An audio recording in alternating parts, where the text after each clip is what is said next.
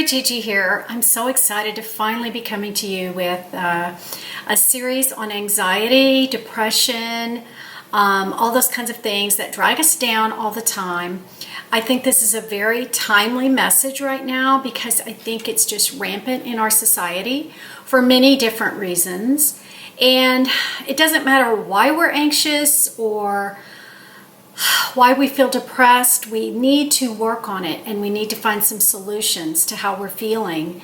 And that's what I'm going to talk about. Now, these aren't going to be really deep solutions, but they're the only solution that I can see in certain areas. Okay, I have a disclaimer that I want to give at the beginning of this series and tell you what I'm not talking about. I am not talking about, in these discussions that we're going to have over the next few weeks, I'm not going to be talking about anxiety or depression that was caused in a person, that is come upon a person suddenly or slowly from a major event in their life. Like if you've lost somebody, you've gone through a divorce, you've lost your job, you can't pay your bills, you've been abused, just different major things that happen in your life. There's been a death in your family. I said that those kinds of things, I believe, need more than what I'm talking about here.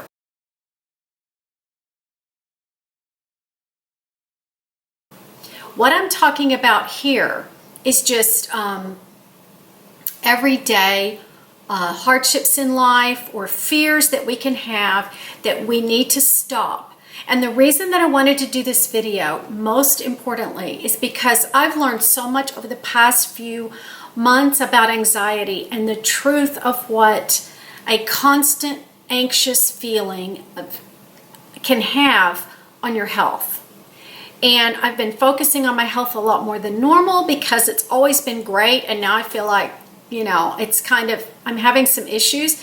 And so I've been looking at everything that I can possibly do to feel good again and to feel, the way I used to feel, I guess is what I'm saying. And I've learned that stress and anxiety and depression can take a toll like you've never believed, not just up here, but all over your body. We all kind of know this, but until it manifests itself and you can point and say, I know that's what's causing that, then you don't really realize what it's doing to your intestines, your stomach, your digestive system, your heart, your lungs, everything. It affects everything, y'all. So we've got to nip this in the bud and learn to control it. Now, am I going to teach you something that will take anxiety away for the rest of your life? No, I'm not talking about that. I'm talking about managing it when it manifests itself and you're feeling really anxious and you're breathing hard and something's going on and you're not sure what's going to happen.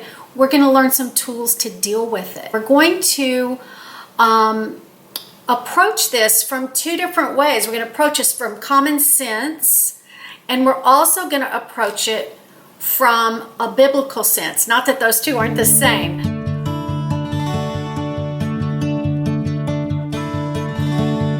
First thing, the reason that I'm starting this, I told y'all I'm doing the countdown to 60. I'll be 60 next June, which is kind of far away. But one of the things that I choose to do and conquer is my anxiety and my feeling of angst. And I've already done it and it's worked so well. Now, something may bombard me next week, but I think I've got the tools to stop it in its tracks and not go into that spiral for very long. So what do you need to be in this, to be a part of this series? All you need is a computer to watch the videos, but you might also want to get a notebook or something that you can write some things down as they occur to you that might help you. And if this is really a problem in your life, get a notebook and start keeping track. Another book that I'm going to be using during this series, and I will be referring to it, it's this book by Max Lucado called Anxious for Nothing. This is really the reason this whole series has begun, is because this was on the bed, on the opposite bedside table that I was sleeping on in my mom's guest room. And I had given her this book like a year ago, and I grabbed it and I loved it. I had never read it. And I ordered myself a copy on Amazon. So if you'd like to get one of these, I think it's a great help.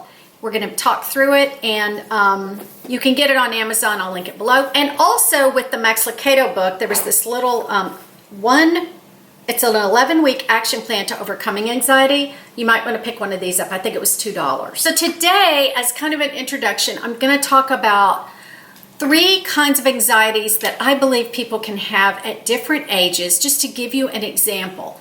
Now, some of these overlap into any age category, but I think the first thing that we have to do when we're dealing with anxiety is to look at ourselves. Look at yourself first. Even if someone disappointed you, or someone did something wrong or whatever, look at yourself and say, am I causing this, or was this totally put upon me? That's very different type of anxiety, if you ask me. Very different. So what I'm talking about, I'll give you 3 examples. Okay, let's talk about a young person, a person that is in their mid to late 20s, graduated from college recently. The student debt is coming due. They're going to have to start making these big payments on it. They didn't think about this when they got this huge loan. They didn't consider it when they chose their major, that, I'm going to have money for apartment, car, insurance, phone bill, electric bill. Oh yeah, my student loan. Oh, that'll be fine. You've got to think about all those things before you delve into something like that. But you didn't, okay? You were told that if you went to college, you're going to make it big. You're going to be fine. That's the key to everything, is a college education. Well, now you're alone. You're in this apartment. It's not at all what you expected. So what do? You're anxious. You're working this job that doesn't make much money. You don't really even like the job. It's not in your field, but you don't have a choice. Okay, do you sit there and let it eat up at you day in and day out? No, you come up with an action plan. And I'm going to talk about that a lot, is turning your anxiety off in your head and turning it into action. What's making me anxious is this. It's my fault. That's the kind of anxiety I'm talking about. A lot of these things are your own fault. Maybe because you just didn't think, but it's just what's happening now. But taking the action is the key. Such as, okay, wow, I'm in all this debt. I'm not unhappy. How am I going to deal with this? Okay, well, first I'm going to sit down and look at my bills. And maybe I'll call my parents and say, I'm struggling greatly. Would you mind making my student loan for me for a year, making the payment, or half a year, or a few months, and let me get on my feet again? Parents will do things that sometimes you do not think they will do. They'll jump in and help you if you ask them a whole lot of times. And maybe you don't have that. Maybe you just need to look at your expenditures and your spending. Maybe you need to move to a cheaper place, a cheaper town. I mean, there's so many things that you can do to get that loan paid off. There's a million websites to look at that online of getting out of debt. Take the action, and as you see your debt go down, your anxiety will go down. And just the thought of maybe I'll work at Starbucks a couple nights a week to make extra money. Maybe I'll do this, do that. Just take your action. Take action. Here's another thing of girls particularly in their 20s, that I think cause a great deal of anxiety, and they're not even thinking about it. I know the culture now is a little different than when I was a young girl, but you're in college or you're out of college, either way, and you really want to get married and you really want to meet the right guy. Because no matter what society is telling us, girls still want that. A lot of girls do. And guess what? Men do too. They want to find that kind of girl too, but no one's talking about it because everyone's trying to pretend like it doesn't exist and it doesn't matter. Okay, so you go out with your girlfriends and you party and maybe you drink too much and you end up going home with some guy that you don't really know and you sleep with him. What happens the next morning when you wake up? Whether you're still there or you've gone home, how are you going to feel? You're going to feel like crap, number one. And number two, anxiety is going to be on you for 1,000 reasons. Could I be pregnant? Could I have gotten a disease? What was that guy's name? How could I do that? What is wrong with me? But then for some reason, you repeat it. Or say you're living with your boyfriend because he hasn't asked you to marry him and you're thinking, well, if I move in with him, maybe we'll get married later. Maybe he'll see how wonderful it is. Well, it's not wonderful, y'all. Living with another human is not always wonderful. It's difficult. And without that piece of paper, I'm sorry to be old-fashioned, but without that piece of paper, without standing in front of all your friends and all your family and promising that person forever in sickness and in health, without that, anxiety. Because the honeymoon period will end. You've moved in together, you're buying stuff together, you're doing everything together, and then things start deteriorating 6 months in. They start going down.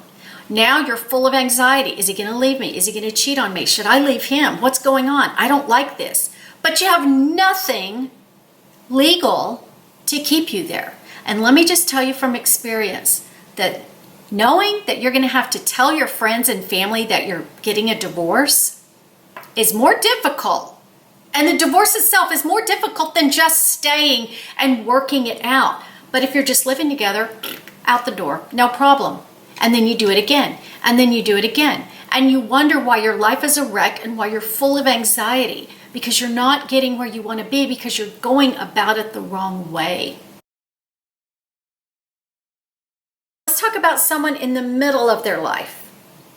They're 40. They've got a couple kids. A woman, we'll say. She's married. Her marriage is the pits. Everything's difficult. There's never seems to be enough money. I've got kids in junior high and high school. They're starting to drive. We've got to pay for all this insurance. I'm not sure what they're doing. They're always on their phone. Oh my God, what am I going to do? And you just feel constant anxiety over raising these kids because that is the toughest time, especially in today's world.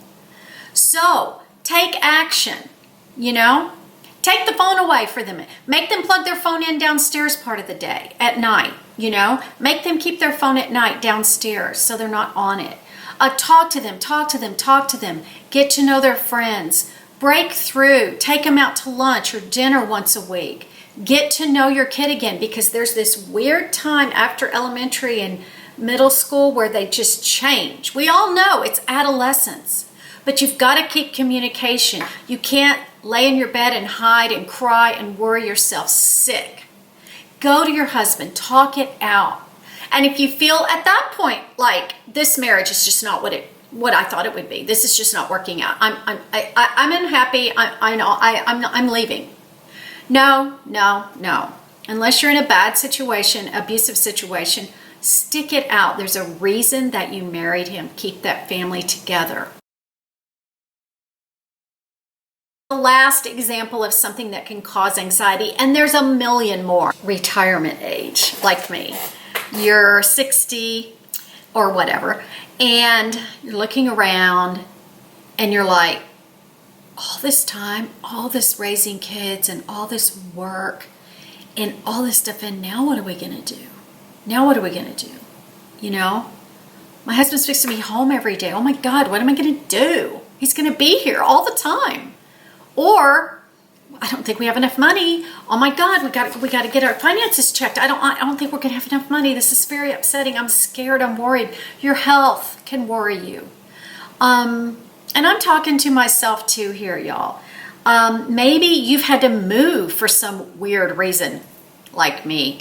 Maybe your kids took your grandkids and they moved away. And now you feel like, well, that's what I was going to do with the last part of my life. And now what am I going to do? Maybe your spouse is sick and you're having to take care of them and you never saw that coming. You have to make a plan of action. You have to hit these things face on, dead on. What's the word? You have to go for it. You have to, I can't think of what I'm trying to say. You have to make a plan of action in order to feel more control over these things that are happening to you.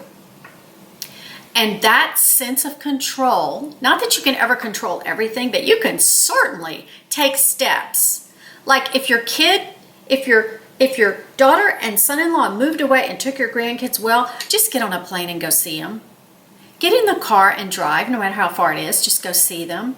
It works. But you can also, which I've done, lay at home and think, oh, I'm not there to see all this, I'm not there to see all that. This is really horrible. And then you can get depressed really easy.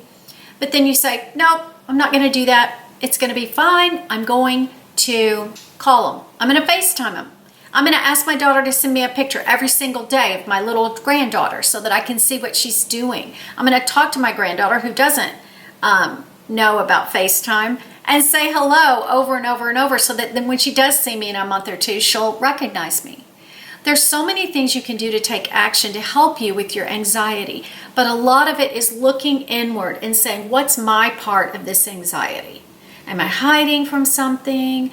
Am I mad, secretly angry? You know, I'm angry about something that's happened to me in this late life. You know, my husband's sick. I'm really angry about that. It's not fair. It's not right. Now I'm going to have to do all this stuff that I wasn't going to have to do. We should be traveling. We should be seeing the... No, that's too bad. You're going to have to change your course. And so take over your course. Take over your life. Be the CEO of your own life and figure out how to change and what to do in order to decrease your anxiety or your depression. We live in a chaotic world. That's another thing you can be upset about, and you can be so anxious about what's happening in our country. It's crazy. It's bizarre. It doesn't make any sense. You can get yourself all upset. Well, number one, which I've had to do, don't watch TV at night. Don't watch the news at night. Don't ever watch the news. Just find an app that you trust, scroll it a few minutes a day, and move on. Because you can't change it and you cannot live in it or it will kill you. Because it's kind of frightening what we're seeing in our country. And maybe everything's going to change. But God is still God. None of this surprises him. He's not shocked. He knows what's coming. So we have to trust him. If we're a Christian, trust him in order to find our peace and our calm and know he's in control and he's got my back no matter what. Yeah, I may have to suffer, but should I worry about it today, what might happen in a couple of years? No. I'm going to enjoy today. That's what's going on a lot of times, y'all. We're not enjoying today. There's all these young people acting like they have the worst life ever. Oh my God, this is the most horrible country I've ever lived in. They say that online, but then when they go home at night or they go to the grocery store, nothing's bad happening to them. They're at the grocery store, it's wonderful. They're buying food, they get in their car, nothing happens. They go to their home, nothing happens bad. They sit in their air condition, they sit on their iPhone, they watch their Netflix. What is the problem? It's not that bad. But we're starting to see it through these lenses of bad, and people are tearing down what... Go through your life tomorrow, day to day, today or tomorrow, whatever time it is you're watching this video. Go through your daily life and see how many terrible bad things happen to you. I bet it will be zero. But we're living as if it's around every single corner. There are bad things, don't get me wrong. There are bad things. But can you control it? Can you control if you go in a Walmart next week and there's a shooter in there? You can't control it. He might be there Tuesday. He might be there Friday. And you were there Wednesday. You can't live like that. You have to have trust. You have to have trust in the Lord to take care of you. That's the end of the video. If you have any questions or any topics you want me to talk about, please leave it in the comments. If you have a specific kind of a story that you're anxious about, what do you do? You know, I mean, I don't know if I can help you, but I can certainly try.